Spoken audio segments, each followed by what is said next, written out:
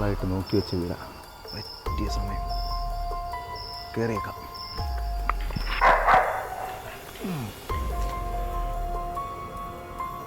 ആരുമില്ല. എന്തെങ്കിലും കാര്യമായിട്ട് തറയണേ ഭഗവാനെ. അയ്യോ,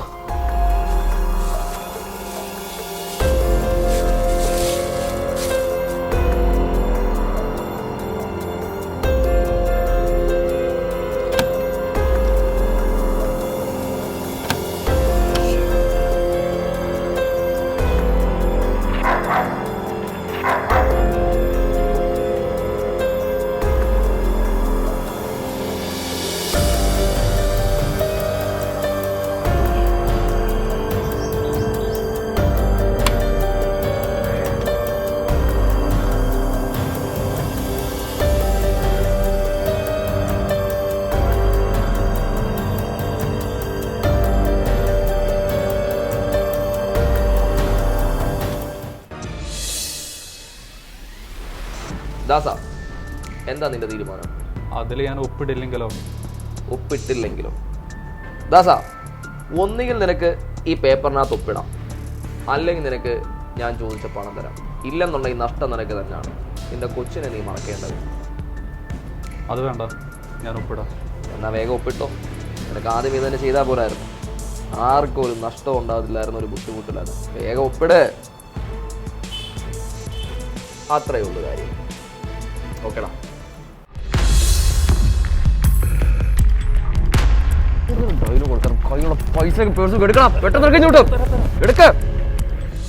ഹലോ, നമസ്കാരം. സൈലം BSCയിലേക്ക് ഏവർക്കും സ്വാഗതം. എൻ്റെ പേര് ആനന്ദ്. അപ്പോൾ നിങ്ങളിപ്പോൾ ഒരു 3 സിറ്റുവേഷൻസ് നിങ്ങൾ കണ്ടല്ലേ? വ്യത്യസ്തമായിട്ടുള്ളൊരു 3 സിറ്റുവേഷൻസാണ് നിങ്ങൾ കണ്ടിരിക്കുന്നത്.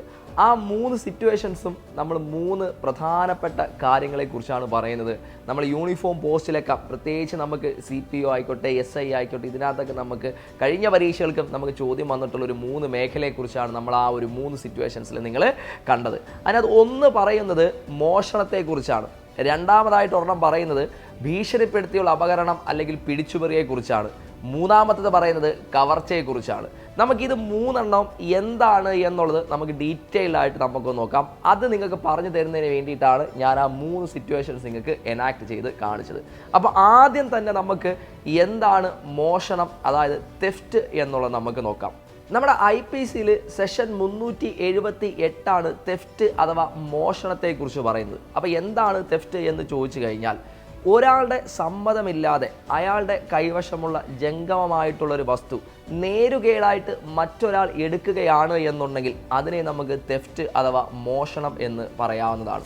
അതേപോലെ തന്നെ ഒരാളുടെ കൈവശമുള്ളൊരു വസ്തു ഒരാളുടെ സമ്മതമില്ലാതെ അത് ഒരു സ്ഥലത്ത് നിന്ന് മാറ്റി മറ്റൊരു സ്ഥലത്തേക്ക് നേരുകേടായിട്ട് വെക്കുന്നതിനെ നമുക്ക് എന്തെന്ന് പറയാം? മോഷണം എന്ന് പറയാവുന്നതാണ്. ഇനി നമുക്ക് മോഷണത്തിൻ്റെ ശിക്ഷയെക്കുറിച്ച് നമുക്ക് നോക്കാം. IPC 379 മോഷണത്തിൻ്റെ ശിക്ഷയെക്കുറിച്ച് പറഞ്ഞിരിക്കുന്നത്. 3 വർഷം വരെ ലഭിക്കാവുന്ന തടവോ അല്ലെങ്കിൽ പിഴയോ രണ്ടും കൂടിയാണ്. ഇതൊരു കൊഗനൈസബിൾ കുറ്റകൃത്യമാണ്. ജാമ്യം ലഭിക്കത്തില്ല. മജിസ്ട്രേറ്റ് കോടതിക്ക് വിചാരണ നടത്താവുന്നതുമാണ്. ഇനി നമുക്ക് മോഷണത്തിന് 1-2 ഉദാഹരണങ്ങൾ കൂടി നമുക്ക് നോക്കാം. നോക്കട്ടെ, A എന്നും B എന്നും പേരുള്ള 2 ആൾക്കാരുണ്ട്. Bന് കുറേ വസ്തുക്കളുണ്ട് എന്ന് കരുതുക. ആ വസ്തുവിൽ കുറേ വൃക്ഷങ്ങളുമുണ്ട്. അതിലുള്ള ഏതെങ്കിലും ഒരു വൃക്ഷം ബീൻ്റെ സമ്മതമില്ലാതെ A എന്ന് പറയുന്ന വ്യക്തി നേരുകേടായിട്ട് അത് മുറിച്ചിട്ട് എടുത്തുകൊണ്ട് പോകാൻ തീരുമാനിക്കുകയും ആ വൃക്ഷം ബീൻ്റെ സമ്മതമില്ലാതെ തന്നെ നേരുകേടായിട്ട് മുറിച്ചിട്ട് എടുത്തുകൊണ്ട് പോവുകയും ചെയ്യുന്നു. ഇവിടെ A എന്ന് പറയുന്ന വ്യക്തി ആ വൃക്ഷം മുറിച്ചിടുന്ന സമയത്തു തന്നെ മോഷണം നടത്തിയതായിട്ട് നമുക്ക് പറയാവുന്നതാണ്. അതൊരു ഉദാഹരണം. രണ്ടാമതായിട്ട് ഉദാഹരണമായിട്ട് പറയുകയാണ് എന്നുണ്ടെങ്കിൽ, നോക്ക്, ഇപ്പോൾ ഒരാൾ റോഡിൽ കൂടെ നടന്നു പോവുകയാണ്. റോഡിൽ വിലപിടിപ്പുള്ള എന്തോ ഒരു വസ്തു കിടക്കുന്നത് കണ്ടു. അയാൾ ആ വസ്തു എടുത്തുകൊണ്ട് പോവുകയുമാണ്. ഇവിടെ അയാൾ മോഷണം നടത്തി എന്ന് നമുക്ക് പറയാൻ പറ്റത്തില്ല. പക്ഷേ അവിടെ നമുക്ക് എന്ത് പറയാൻ പറ്റും? നേരുകേടായ ദുർവിനിയോഗം നടത്തി എന്ന് പറയാൻ സാധിക്കുന്നത് ആണ്. ഇനി നമുക്ക് രണ്ടാമത്തെ സിറ്റുവേഷനിലേക്ക് പോകാം. രണ്ടാമത്തെ സിറ്റുവേഷൻ പറയുന്നത് ഭീഷണിപ്പെടുത്തിയുള്ള അപഹരണം അല്ലെങ്കിൽ പിടിച്ചുപറിയെക്കുറിച്ചാണ്. അതിനെക്കുറിച്ച് പറയുന്നത് നമ്മുടെ IPC 383 വകുപ്പിലാണ്. അപ്പോൾ എന്താണ് ഈ ഭീഷണിപ്പെടുത്തിയുള്ള അപഹരണം അല്ലെങ്കിൽ എക്സ്ട്രോഷൻ എന്നുള്ളത് കൃത്യമായിട്ട് നമ്മുടെ നിയമത്തിൽ പറയുന്നുണ്ട്. ഒരാൾ എപ്പോഴൊക്കെയാണ് ഭയപ്പെടുത്തിയുള്ള അപഹരണം നടത്തിയിരിക്കുന്നത് എന്ന് നമുക്ക് നോക്കാം. അതിനകത്ത് ഒന്നാമതായിട്ട് പറയുന്നത്, ഒരാൾ മനഃപൂർവ്വമായിട്ട് അല്ലെങ്കിൽ അറിഞ്ഞുകൊണ്ട് ഒരാളെ ഭയപ്പെടുത്തിയിരിക്കണം. അത്തരത്തിൽ ഭയപ്പെടുത്തുന്ന ആള് ആരെയാണോ ഭയപ്പെടുത്തിയിരിക്കുന്നത് അയാൾക്കോ അല്ലെങ്കിൽ അയാൾക്ക് അടുത്ത് നിൽക്കുന്ന ആൾക്കോ അല്ലെങ്കിൽ അയാൾക്ക് താല്പര്യമുള്ള ആൾക്കോ മനഃപൂർവ്വമായിട്ട് എന്തെങ്കിലും ഒരു ഹാനിയോ ദോഷമോ ഉണ്ടാക്കുമെന്ന തരത്തിലായിരിക്കണം ഭയപ്പെടുത്തിയിരിക്കേണ്ടത്. അപ്രകാരം ഭയപ്പെടുത്തുന്നത് വഴി ആരാണോ ഭയത്തിന് അടിമപ്പെട്ടിരിക്കുന്നത് അയാൾ മൂല്യമുള്ള എന്തെങ്കിലും ഒരു വസ്തുക്കളോ അല്ലെങ്കിൽ എന്തെങ്കിലും ഒരു ഈടോ അല്ലെങ്കിൽ എന്തെങ്കിലും ഒരു പ്രോമിസറി നോട്ടോ ഭയപ്പെടുത്തുന്ന ആൾക്ക് ഒപ്പിട്ടോ അല്ലെങ്കിൽ നൽകുകയോ ചെയ്തിരിക്കണം. ഇപ്രകാരം ഭയപ്പെടുത്തുന്നത് അന്യായമായിട്ടുള്ള ഏതെങ്കിലും ഒരു ലാഭമോ അല്ലെങ്കിൽ നഷ്ടമോ ഉണ്ടാക്കുക എന്ന ഒരു ദുരുദ്ദേശത്തോടു കൂടിയും ആയിരിക്കണം. അപ്പോൾ ഈ സാഹചര്യങ്ങളിൽ നമുക്ക് അവിടെ ഒരു എക്സ്ട്രോഷനാണ് നടത്തുന്നത് അല്ലെങ്കിൽ ഭയപ്പെടുത്തിയുള്ള അപഹരണം പിടിച്ചുപറിയാണ് നടന്നത് എന്ന് നമുക്ക് പറയാം. ഇനി IPC 384 ഈ ഭയപ്പെടുത്തിയുള്ള അപഹരണത്തിൻ്റെ എക്സ്ട്രോഷൻ്റെ ശിക്ഷയെക്കുറിച്ച് പറയുന്നത്. നിയമത്തിൽ പറയുന്നത് 3 വർഷം വരെ ആകാവുന്ന തടവോ പിഴയോ അല്ലെങ്കിൽ രണ്ടും കൂടിയും എന്നാണ് പറഞ്ഞിരിക്കുന്നത്. കൊഗ്നൈസബിൾ കുറ്റകൃത്യമാണ്, ജാമ്യം ലഭിക്കത്തില്ല, മജിസ്ട്രേറ്റ് കോടതിയിൽ വിചാരണ നടത്താവുന്നതും ആണ്. ഇനി നമുക്ക് മൂന്നാമത്തെ സിറ്റുവേഷനിലേക്ക് നോക്കാം. മൂന്നാമത്തെ സിറ്റുവേഷൻ പറയുന്നത് റോബറി അഥവാ കവർച്ചയെക്കുറിച്ചാണ്. IPC 390 റോബറി അഥവാ കവർച്ചയെക്കുറിച്ച് പറയുന്ന വകുപ്പ്. ഇനി നമുക്കറിയാം എല്ലാ കവർച്ചയിലും ഒരു മോഷണമോ അല്ലെങ്കിൽ ഭയപ്പെടുത്തിയുള്ള അപഹരണമോ ഉണ്ടായിട്ടുണ്ടായിരിക്കും. ഇനി നമുക്ക് എപ്പോഴാണ് മോഷണം കവർച്ചയായിട്ട് മാറുന്നത് എന്ന് നോക്കാം. നമ്മുടെ IPC 390 വകുപ്പ് പ്രകാരം ഒരു മോഷണം നടത്തുമ്പോഴോ അല്ലെങ്കിൽ മോഷണ വസ്തു കടത്തിക്കൊണ്ട് പോകാൻ ശ്രമിക്കുമ്പോഴോ ഒരാൾ മറ്റൊരാൾക്ക് ദേഹോപദ്രവം ഏൽപ്പിക്കുകയോ ഹാനി ഉണ്ടാക്കുകയോ അല്ലെങ്കിൽ കൊല്ലുകയോ അല്ലെങ്കിൽ അതിനൊക്കെയുള്ള ശ്രമം നടത്തുകയോ ചെയ്യുമ്പോഴാണ് അവിടെ എന്തായിട്ട് മാറുന്നത്? മോഷണം കവർച്ചയായിട്ട് മാറുന്നത്. ഇനി നമുക്ക് എപ്പോഴാണ് ഭയപ്പെടുത്തിയുള്ള അപഹരണം കവർച്ചയായിട്ട് മാറുന്നത് എന്ന് നമുക്ക് നോക്കാം.